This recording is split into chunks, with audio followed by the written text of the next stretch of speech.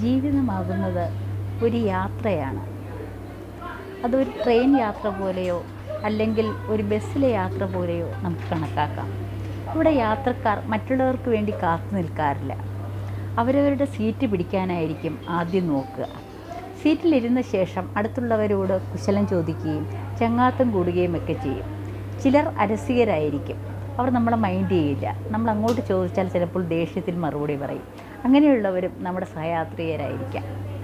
പക്ഷേ ആ ബസ് സ്ഥാനത്തെത്തുമ്പോൾ അവരവരുടെ സ്ഥാനങ്ങളിൽ അവരവർ ഇറങ്ങിപ്പോവും. അപ്പോൾ നാം തനിച്ചാവും. ഇതുപോലെ തന്നെയാണ് ജീവിതത്തിലെ ബന്ധങ്ങളും. ഇത് മാത്രം മനസ്സിലാക്കുക. പ്രണയബന്ധമാണെങ്കിലും വേറെ റിലേഷൻഷിപ്സൊക്കെ ആണെങ്കിലും സൗഹൃദമാണെങ്കിലും ഒക്കെ ഇതാണ് സംഭവിക്കുന്നത്. കുറേ നാൾ കഴിയുമ്പോൾ ഈ സൗഹൃദത്തിന് മങ്ങലേൽക്കാം. ഇല്ലെങ്കിൽ അവർക്ക് ഇൻട്രസ്റ്റ് കാണില്ല. അവരുടെ പുറകെ പോയിട്ട് കാര്യമില്ല. അവിടെ വെച്ച് തന്നെ നമ്മൾ ഇറങ്ങിപ്പോവുക, ഒന്നും മിണ്ടാതെ ഇറങ്ങിപ്പോവുക. പിന്നെ അതിനെപ്പറ്റി ചിന്തിച്ച് നമ്മുടെ മനസ്സ് വേദനിപ്പിക്കേണ്ട കാര്യമില്ല. ഉണ്ടോ?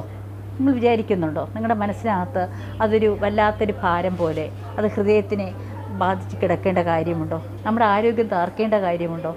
ഒന്നുമില്ല. അപ്പോൾ അതുപോലെ തന്നെയാണ് നമ്മൾ ചിന്തിക്കേണ്ടത്. വളരെ നിഷ്ക്രിയമായിട്ട് ആ ഇറങ്ങിപ്പോയവരെ വിടുക.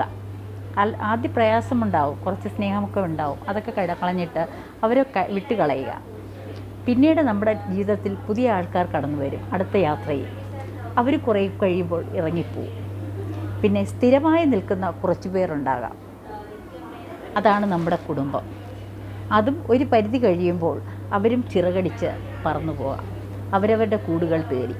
അതിനുവേണ്ടി വിഷമിച്ചിട്ടും കാര്യമില്ല.